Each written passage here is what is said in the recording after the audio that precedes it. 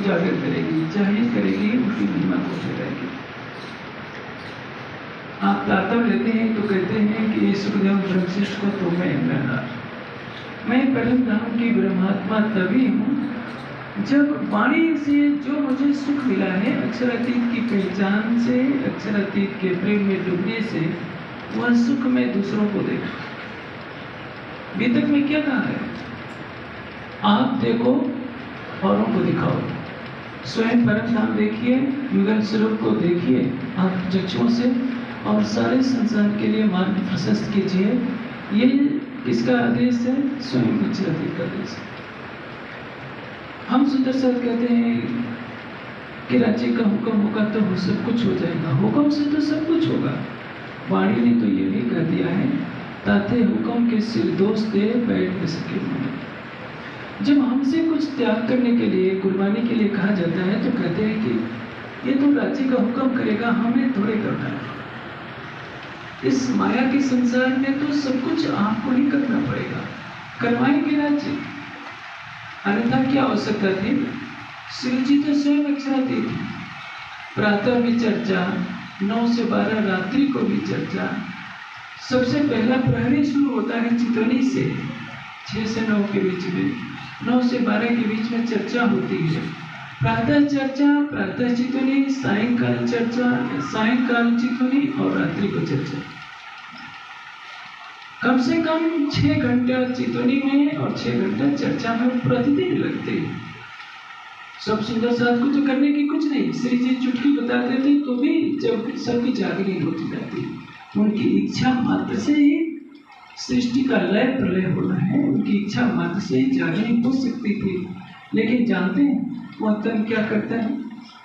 कामा पहाड़ी से जब उदयपुर तक वह तन चलता है तो 3 दिन भूखो रहना पड़ता। अन्न का एक दाना भी नहीं ग्रहण किया। भाई माया की लीला ऐसी होती है। ऐसा नहीं है कि वो सब कुछ नहीं कर सकते थे।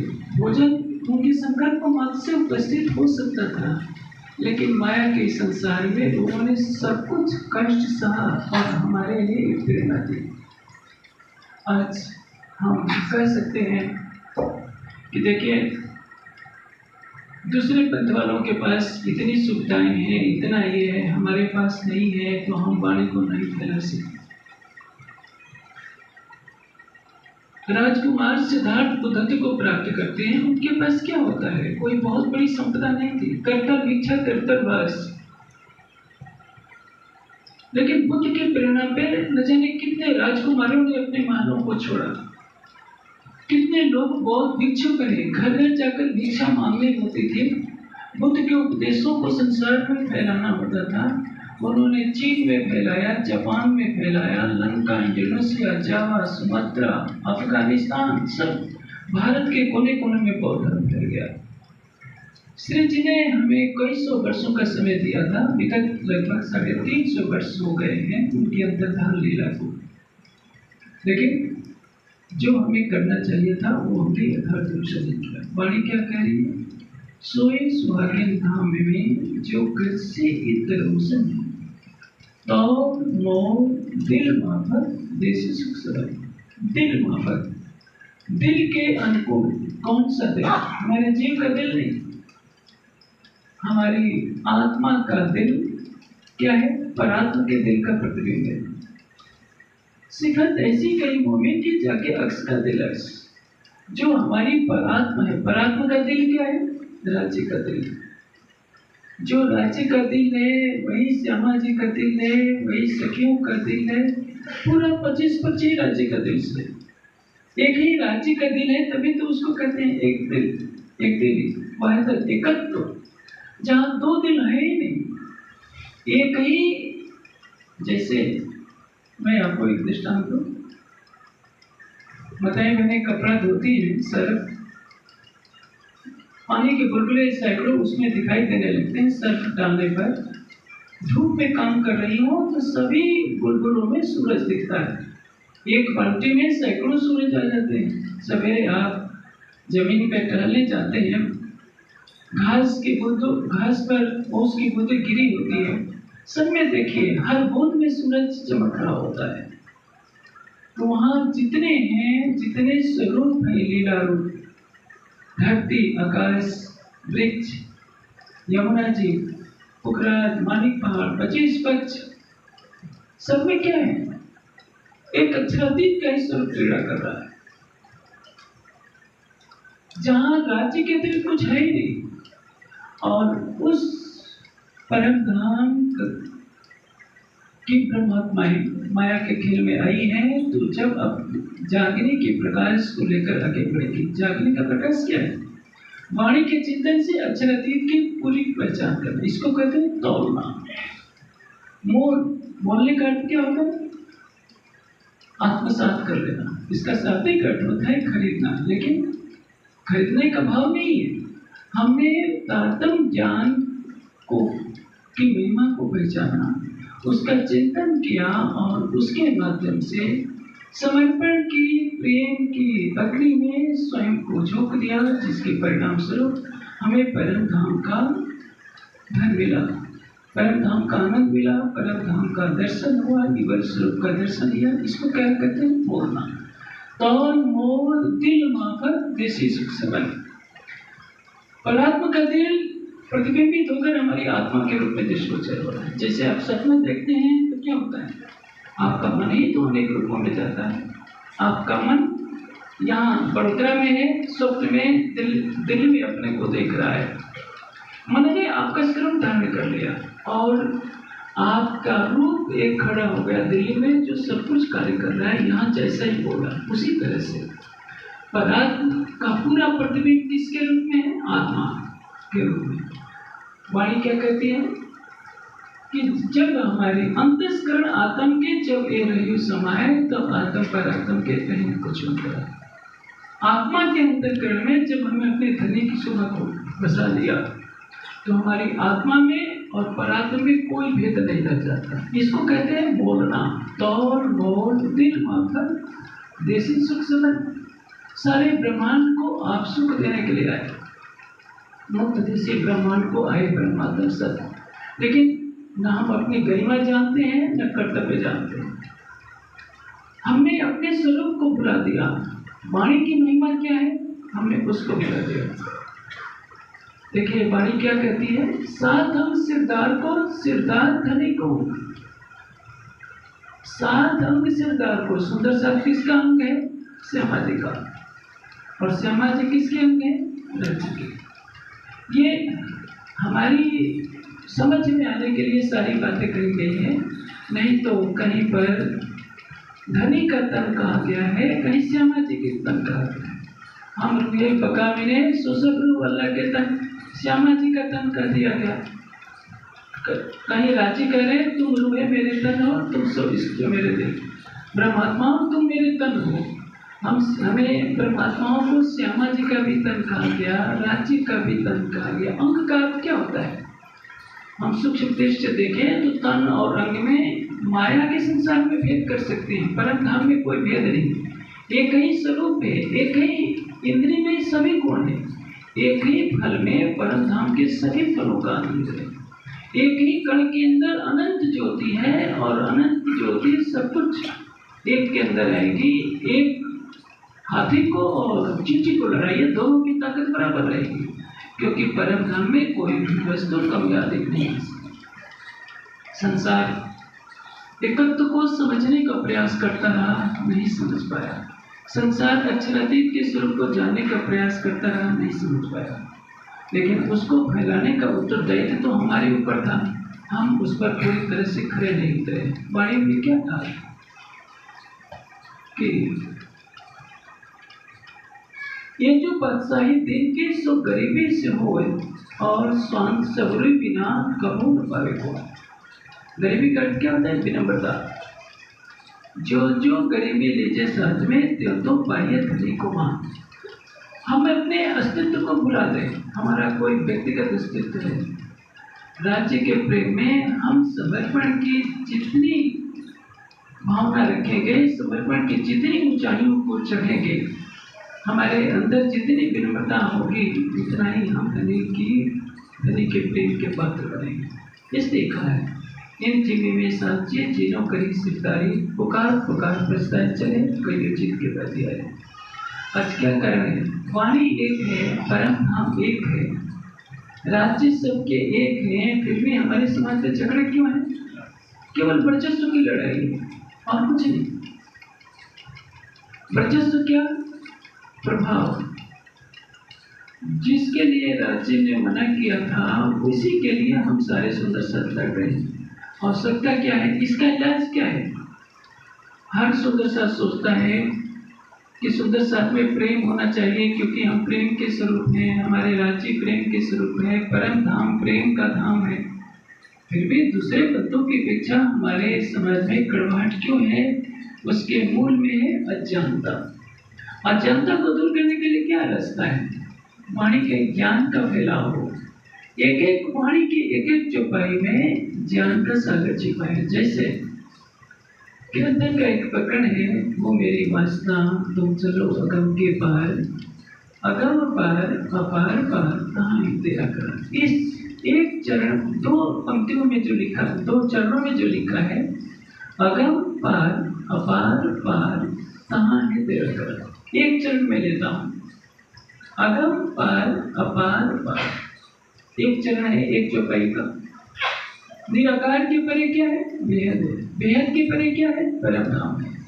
आप चारों वेदों के विद्वान से पूछिए, आप कहीं भी जाइए, बनारस जाइए, बड़े बड़े या जो भी कार्यक्रम होते हैं आप देखेंगे, प्रधानमंत्री आए होते हैं, राष्ट्रपति होते हैं, तो पंडालों पुरुष सूक्तों को पढ़ते जाते हैं, सहस्त्र शीर्षा पुरुषा सहस्त्र।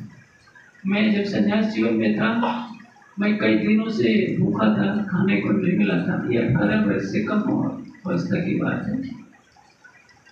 तो मैं चित्रकूट के एक आश्रम पहुंचा। मैं भूखा तो था नहीं, मुझे किनारे पर बैठा दिया गया। तो वहाँ जो बच्चे थे कुछ चिल्ला चिल्ला कर पाठ कर रहे थे, और मन ही मन में मैं हंस रहा था, क्योंकि वो वैष्णव थे, रोटी दूर से फेंकते थे कि छू न जाए, अपने को सरोवर मानते थे।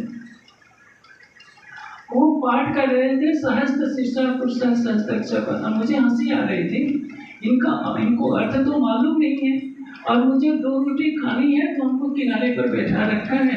इनके गुरु जी को भी इसका अर्थ मालूम नहीं है, तो ये रट्टा मार लगा रहे हैं। वैसे ही है, आप दुनिया के बड़े से बड़े विद्वान से पूछिए कि उस मंत्र में जो लिखा गया है त्रिपाल दूर दैत पुरुषा, इसका क्या अर्थ होगा? उसी सूक्त में लिखा है पाथों से विश्वाभूता में त्रिपाल समुद्र, क्या अर्थ होगा? पुरुष सूक्त में 17 मंत्र हैं, और इनके रहस्यों को सारे 17 मंत्रों का एक चरण में लिखेंगे तो होगा अगम पार अपार पार कहाँ है तेरा घर। ज्ञानपीठ के पुस्तकालय में इसी 17 मंत्रों पर पूरा एक मोटा ग्रंथ है।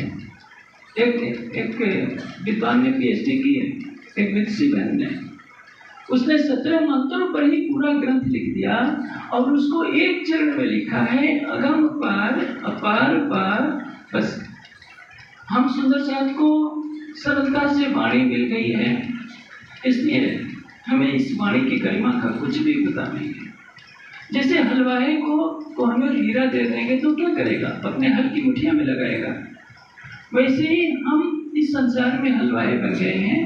अक्षरातीत का हृदय वाणी के रूप में प्रकट हुआ है, हमने इसको फैलाने के लिए कुछ नहीं किया। पूरे देश विदेश में सभी मंदिरों की संख्या जोड़ी जाए तो 800 के लगभग मंदिर हैं।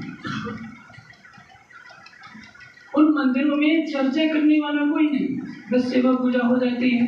दुखद बात तो ये है, आजकल एक नया फैशन चल गया है, सबको सोने के सिंहासन पर बैठने की आदत लग गई है। मतलब राज्य को तो चलिए सोने के सिंहासन पर वाणी रखिए, अच्छी बात है, लेकिन जो भी महंत हो रहे हैं, जो मैं नाम क्या लूं जानते हैं, बड़े तो बड़े, छोटों को भी शौक होता है कि हम जिस आसन पर बैठे उसके पीछे सोने की चमक बनी रहे। ये क्या है? आप याद रखिए, उस समय को याद कीजिए जब श्री जी चलते थे पैदल, बाद में एक घोड़ा साथ में हो गया जिसको वाणी तक में समझ लिखा है, समझ से सब सुंदर साथ हजारों की संख्या में पैदल चलते थे। कोई गांव आता था, भिक्षा मांग कर लाते थे। ठहरना कहाँ होता था? 5,000 के लिए कौन मकान देगा? पूरे गांव की जनसंख्या 5,000 नहीं होता।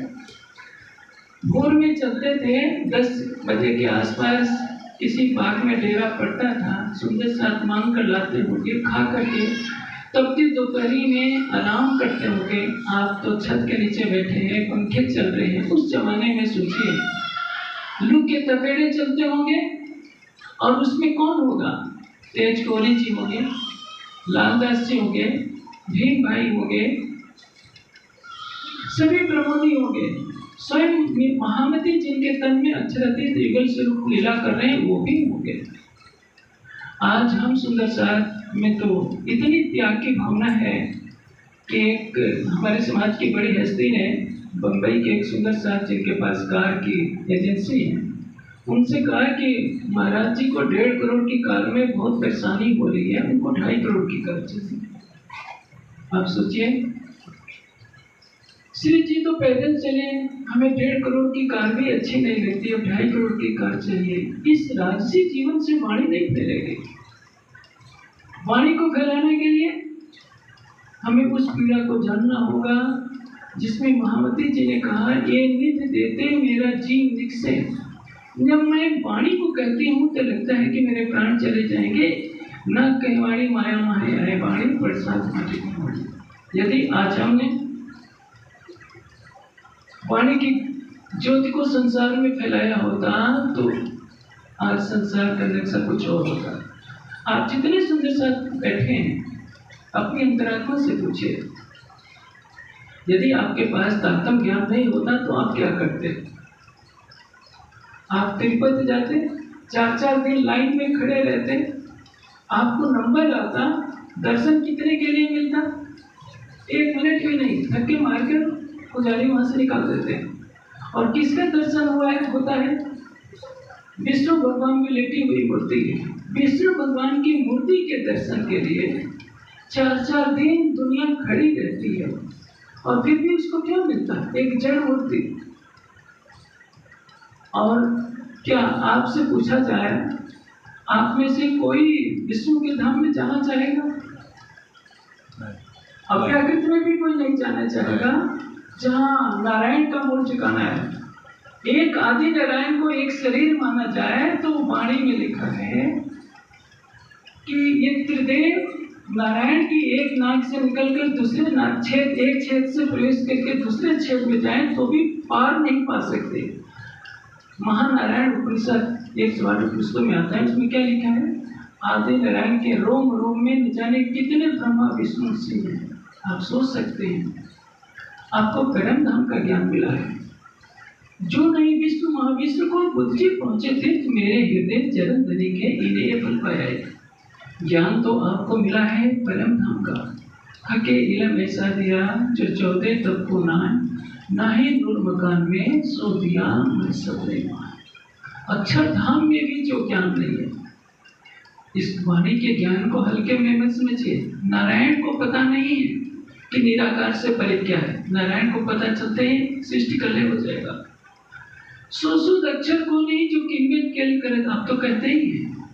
परम धाम के 25 पक्षों का पूरा ज्ञान के अक्षर को पहले था नहीं था।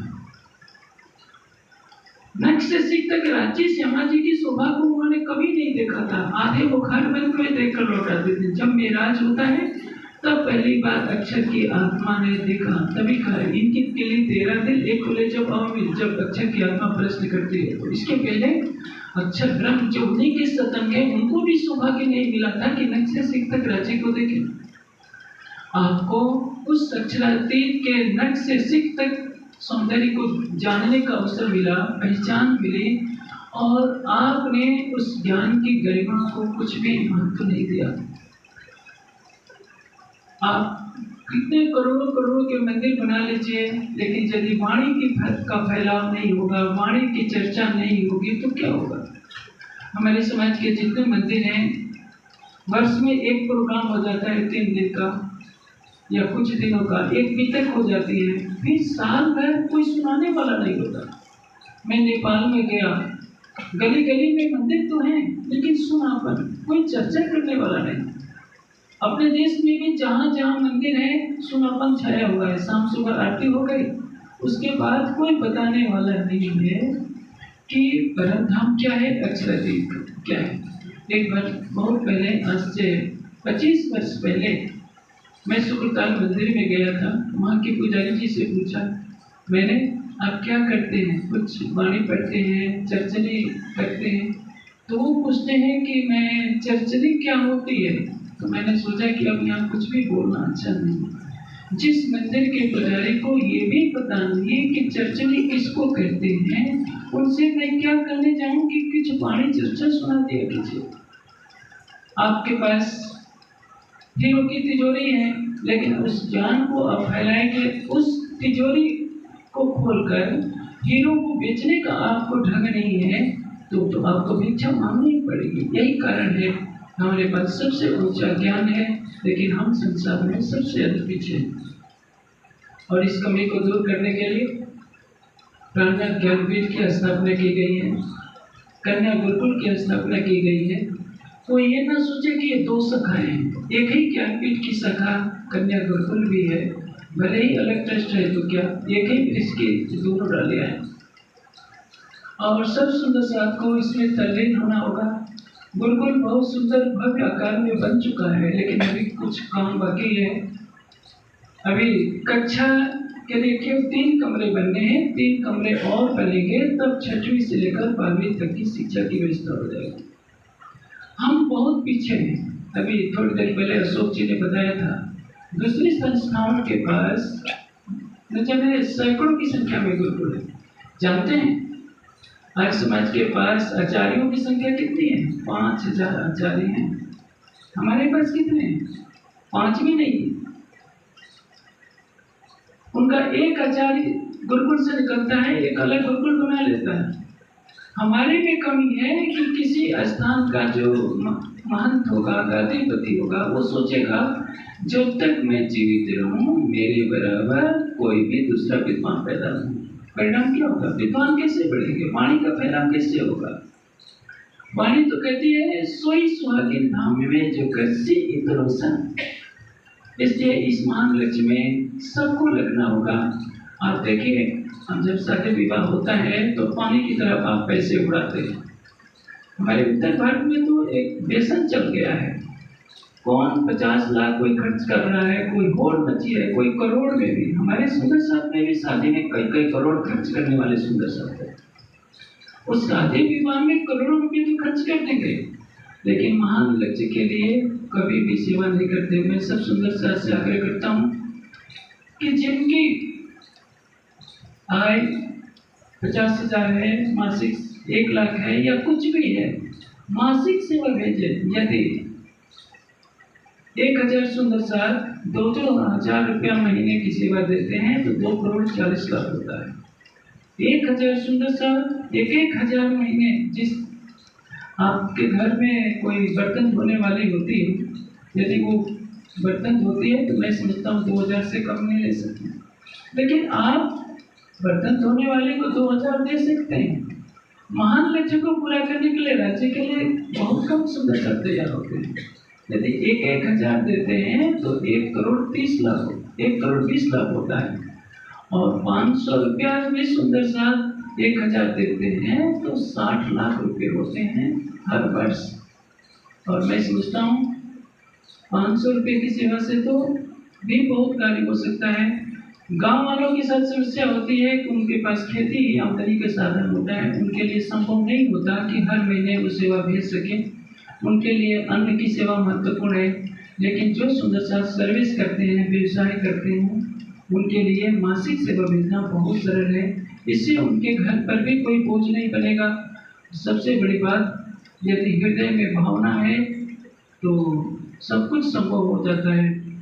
मैं पूरे देश के, चाहे उत्तर भारत हो चाहे दक्षिण भारत, जैसे ये गुरुकुल पूरे देश का है, गुजरात का नहीं है। ज्ञानपीठ पूरे देश का है, उत्तर प्रदेश का नहीं है। किसी को ये नहीं सोचना चाहिए कि उत्तर प्रदेश में ज्ञानपीठ बना है तो उत्तर प्रदेश वालों का है। कश्मीर से लेकर कन्याकुमारी तक, आसाम से लेकर सिंध तक, देश विदेश में भी जो रह रहा है सबका ज्ञानपीठ है, सबका गुरुकुल है, और राज्य की वाणी के फैलाने में सब सुंदर साथ हो, इसमें सहयोग देना चाहिए। सबसे अच्छा ये है कि बार बार कहने से अच्छा है हर सुंदर साथ बैंक खाते में जिनके खाते हैं वो मासिक सेवा उसमें जुड़वा दें, अपने आप गुरुकुल के खाते में वो सेवा आती रहेगी, गुरुकुल का कार्य विधिवत चलता रहेगा।